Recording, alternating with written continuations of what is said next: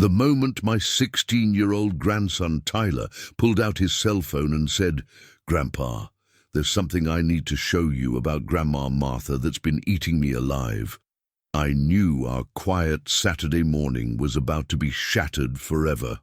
I was sitting in my favorite recliner, drinking coffee and helping him with his school genealogy project, when he dropped a bombshell that would completely destroy my understanding of 45 years of marriage and fatherhood. "Tyler," I said, setting down my coffee cup, "what could you possibly know about your grandmother that I don't know? I was married to her for 4 decades.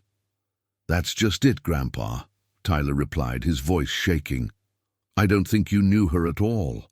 My name is Benjamin Curtis, but everyone calls me Ben.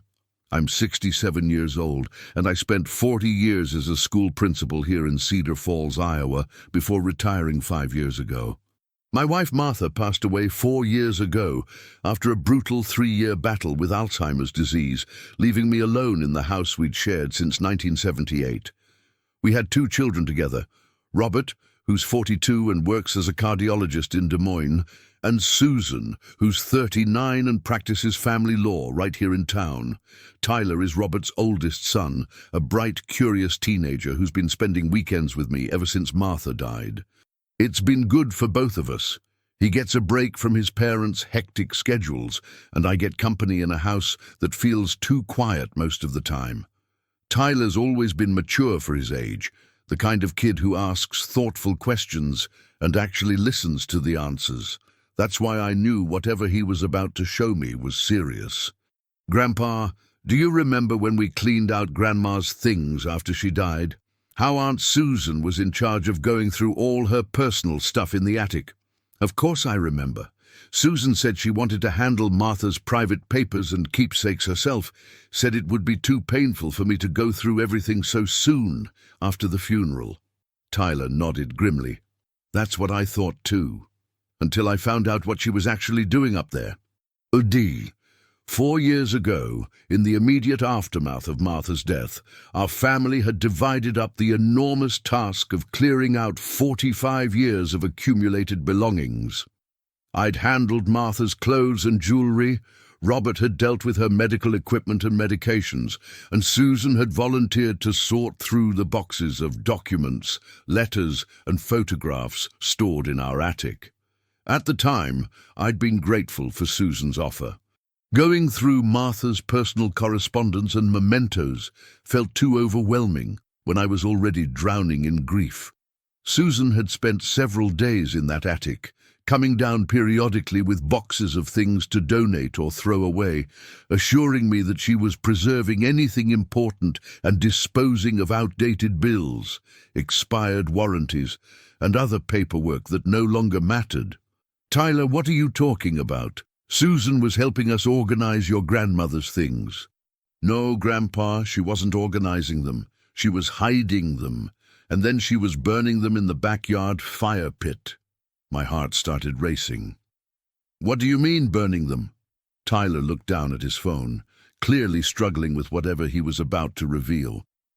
"I was helping carry boxes downstairs, and I saw Aunt Susan reading some letters that made her cry. Not sad crying, but angry crying. She kept saying, 'Mom, how could you do this to Dad?' over and over again." "What letters?" "Love letters, Grandpa, but not from you." The words hit me like a physical blow. Love letters. Martha had received love letters from someone else?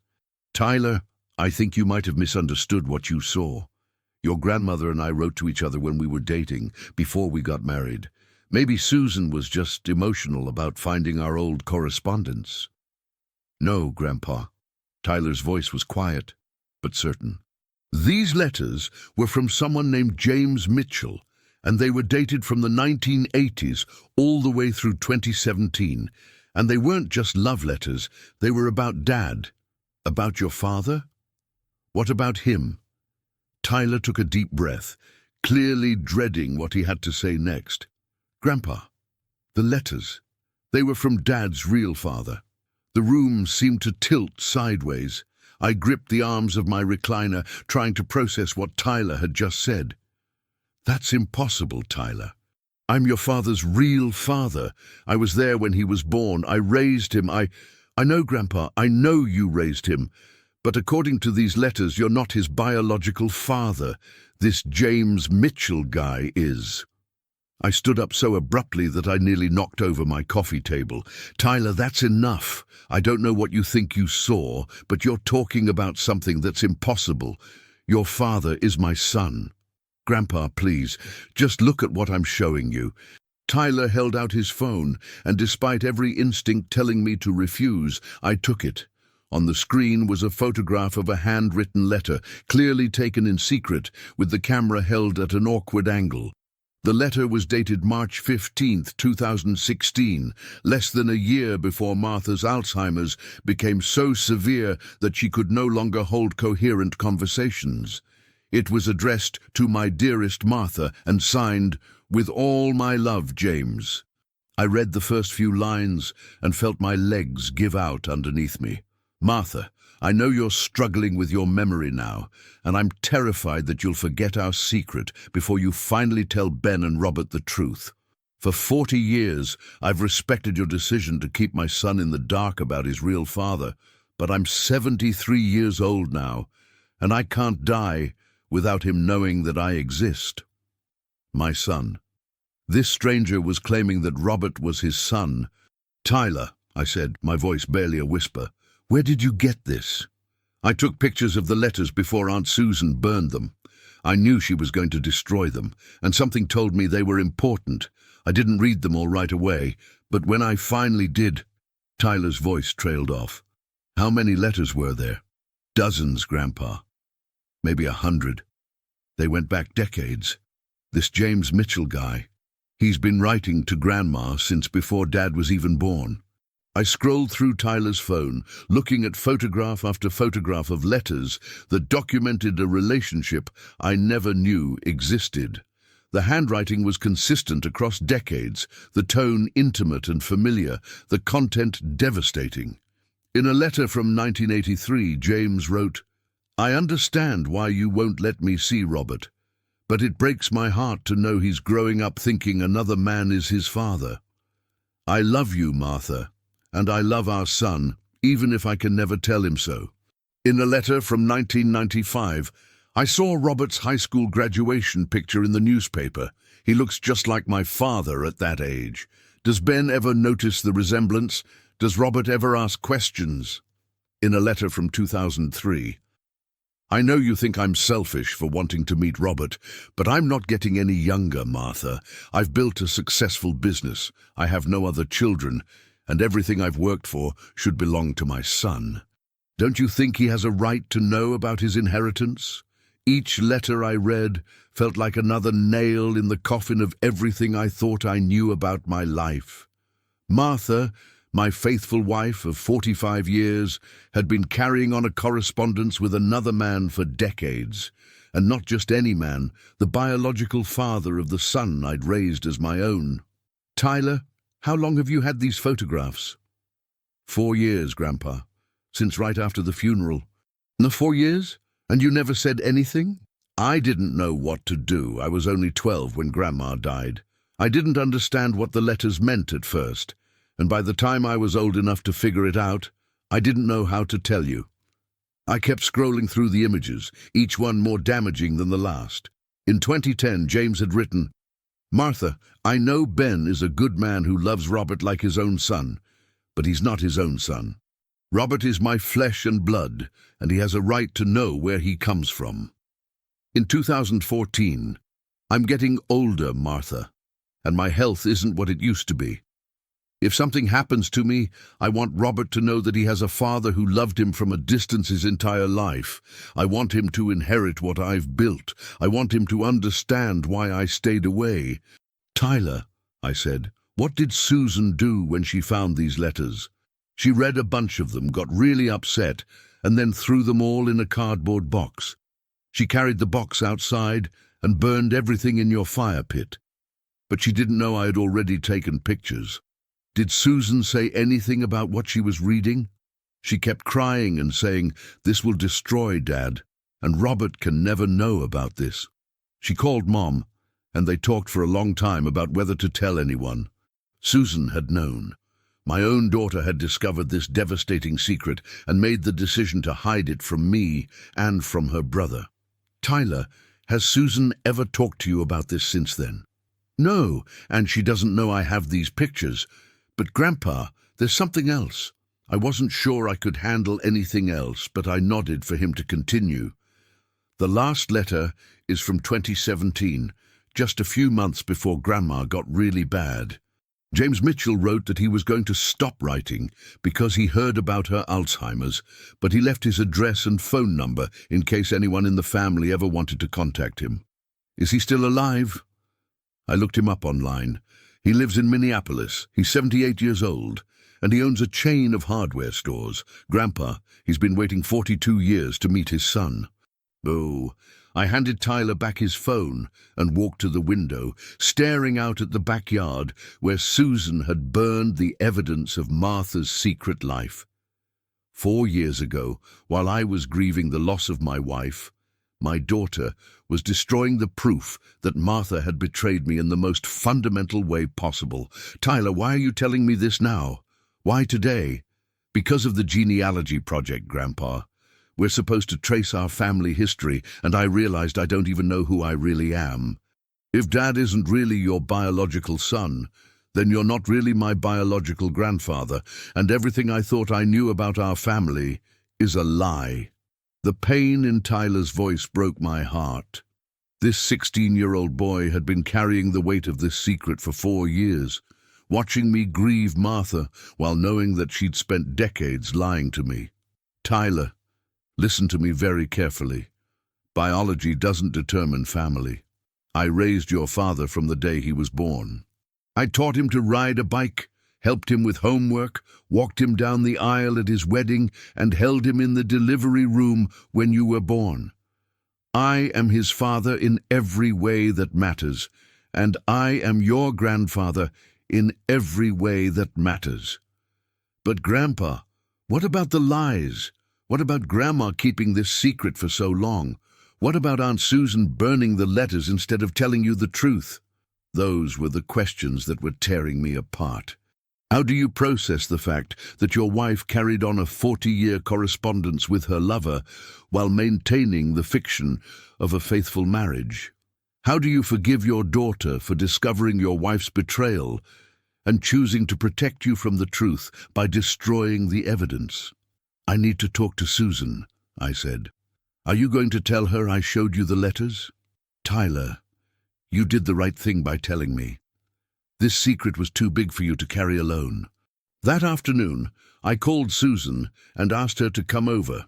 She arrived within an hour, probably expecting to help me with some routine household task or minor crisis.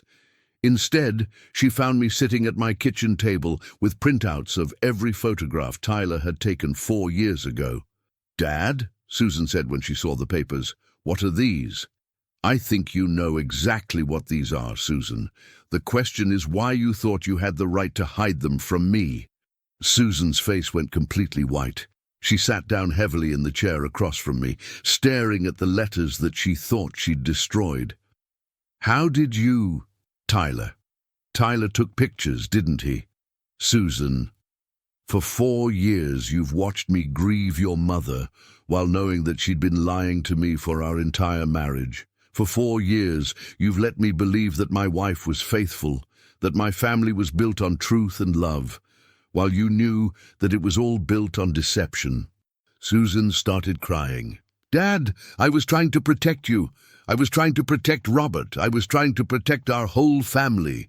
Protect us from what? From the truth? From pain that wouldn't accomplish anything? Dad, what good would it do for you to know that Mom had an affair 43 years ago? What good would it do for Robert to find out that his biological father is some stranger he's never met? What good would it do for Tyler and Emma to learn that their grandfather isn't their real grandfather? Susan, the good it would do is that our family would finally be built on honesty instead of lies. Honesty? Dad, you raised Robert. You loved him, supported him, guided him through his entire life. Does it really matter whose DNA he carries? It matters that your mother lied to me for 45 years. It matters that she was in contact with another man for decades without my knowledge. It matters that Robert has a biological father who's been trying to reach him for his entire life." Susan wiped her eyes and looked at me with an expression I'd never seen before, a mixture of defiance and desperation. "Dad, when I found those letters, I had to make a choice. Either destroy them and let our family continue believing what we'd always believed, or keep them and destroy everyone's peace of mind. I chose to protect the people I love, by lying to them, by sparing them from a truth that would only cause pain. Susan, that wasn't your choice to make." We sat in silence for several minutes, both of us staring at the evidence of Martha's secret life spread across my kitchen table. "Dad," Susan finally said, "what are you going to do?" "I'm going to call James Mitchell." "You can't be serious." "I'm going to call him, and I'm going to get his side of this story, and then I'm going to decide whether Robert has a right to know the truth about his biological father. Dad, please think about what you're doing. Robert is happy. He has a successful career, a loving family, a good life. Why would you want to destroy that?" "Susan, I'm not destroying anything. I'm considering whether to reveal something that was destroyed 43 years ago when your mother decided to lie to me about who fathered my son." That evening, after Susan left, I sat alone in my house with James Mitchell's phone number written on a piece of paper in front of me. For 3 hours, I stared at those 10 digits, trying to decide whether to make the call that would either provide closure or open a Pandora's box that could never be closed again. Finally, at 9 p.m., I dialed the number. "Hello?" The voice was elderly but strong, with a slight Midwestern accent. "Is this James Mitchell?" "Yes, it is. Who's calling?"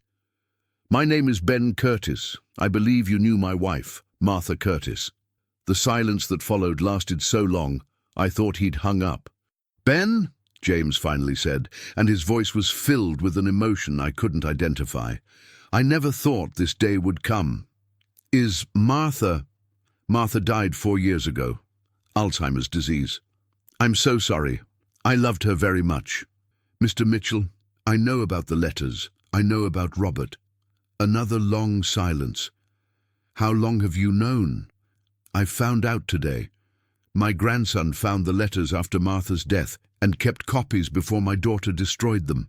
"Ben, I want you to know that I never tried to interfere with your family. Martha made it very clear that she wanted to raise Robert as your son, and I respected that decision even though it broke my heart.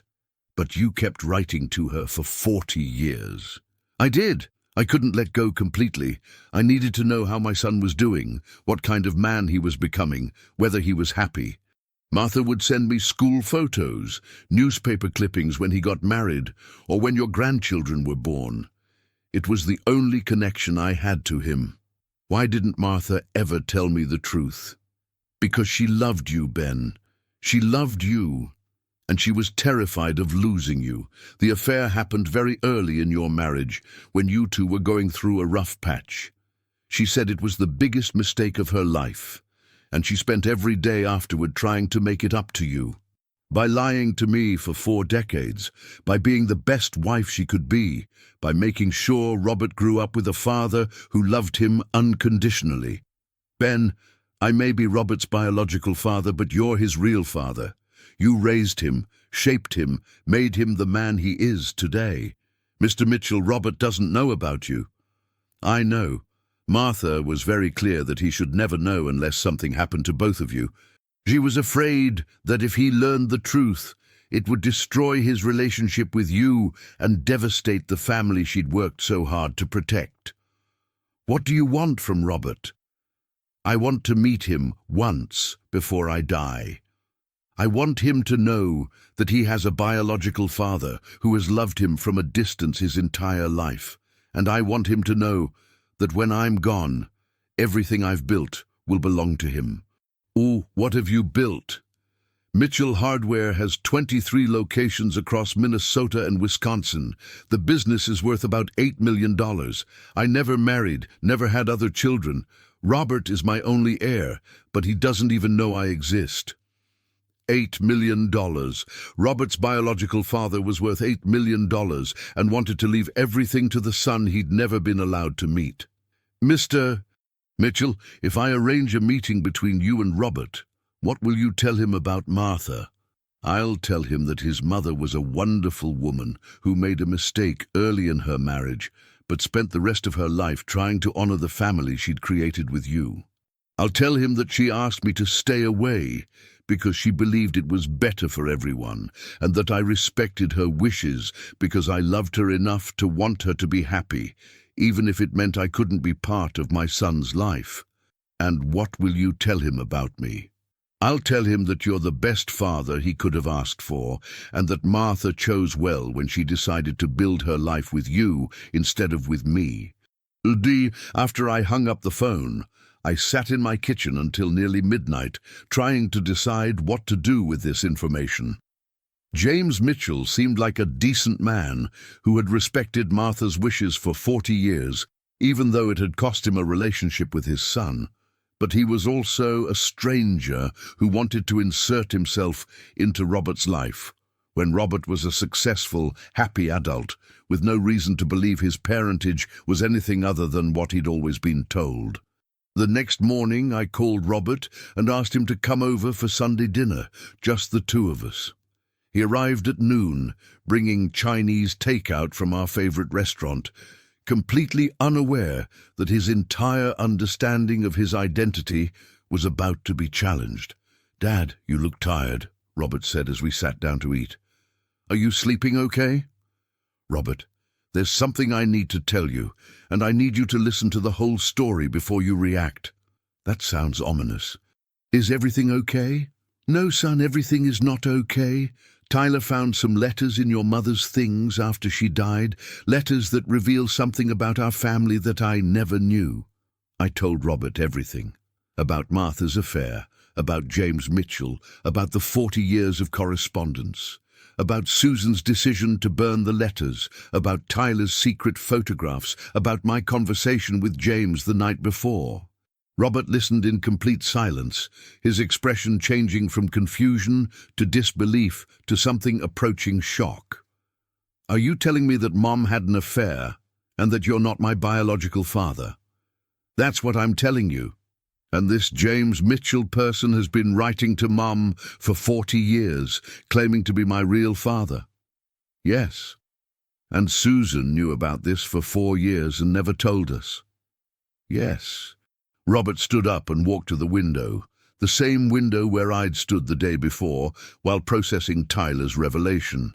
"Dad, I don't care whose DNA I carry. You raised me. You're my father in every way that matters."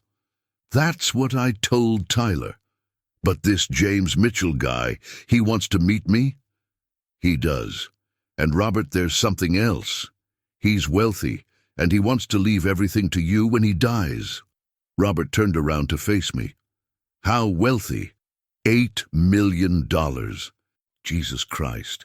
"Robert, I need you to know that whatever you decide to do about James Mitchell, it won't change our relationship.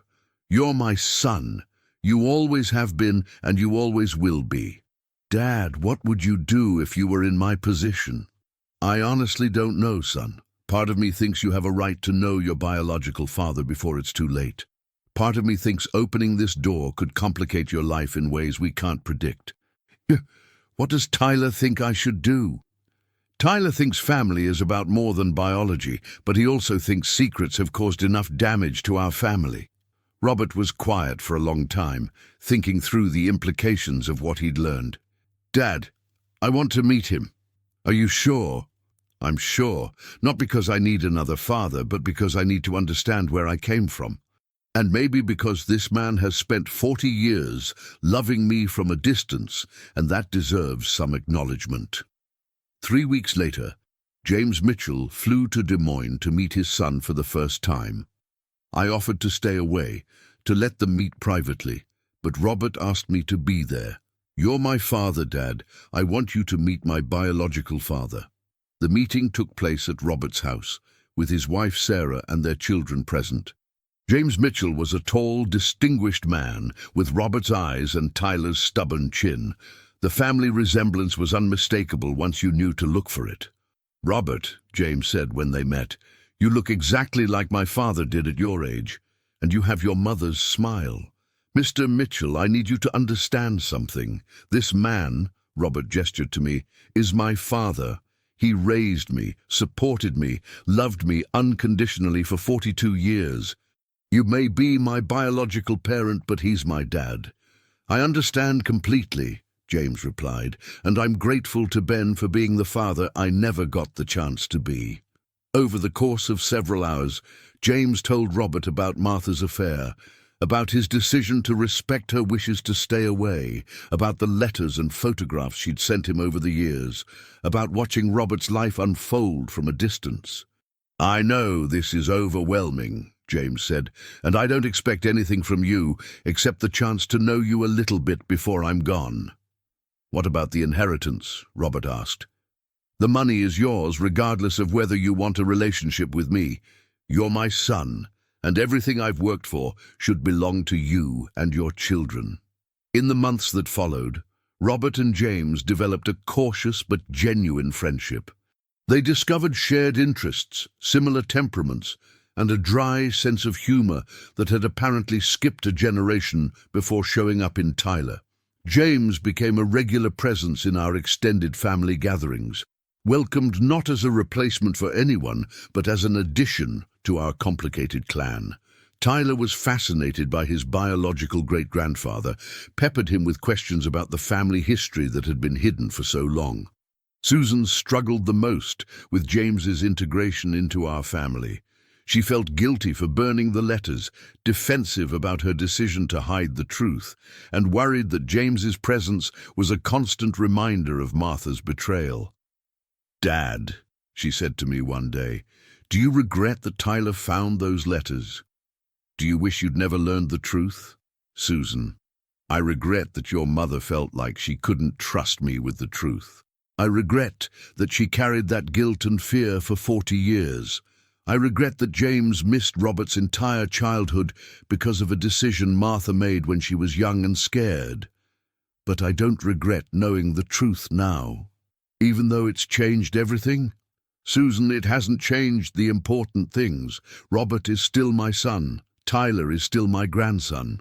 Martha was still the woman I loved for 45 years. But now our family is built on honesty instead of secrets, and that's worth something." James Mitchell died 18 months after meeting Robert, peacefully in his sleep at age 79. He left Robert his entire estate, as promised, but more importantly, he left him with a sense of complete identity and a deeper understanding of the complicated choices people make when they're trying to protect the ones they love. At James's funeral, Robert gave a eulogy that brought tears to everyone's eyes. "I had two fathers," Robert said, "one who gave me life and one who gave me everything else. One who loved me from a distance and one who loved me from right beside me every day. I was lucky enough to know them both before it was too late, and I'm grateful to Tyler for having the courage to reveal a truth that brought our family closer together instead of tearing us apart." Tyler, now 18 and preparing for college, has written his genealogy project about the importance of honesty in families and the difference between biological heritage and chosen family. "Grandpa," he told me recently, "I'm glad I told you about those letters. Our family is better because we know the truth, even if the truth was complicated. As for me, I've made my peace with Martha's secret. I understand why she made the choices she made, even if I don't agree with them. She was young, scared, and trying to protect a marriage she valued more than her own comfort.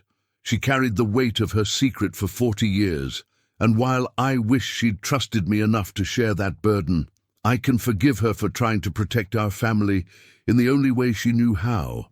The house feels different now, filled with the voices of an expanded family that includes James's legacy and Tyler's questions and Robert's new understanding of who he is. It's messier than it used to be, more complicated, but also more honest. If you're watching this story and you're keeping a family secret because you think the truth will hurt more than the lies, I want you to consider this.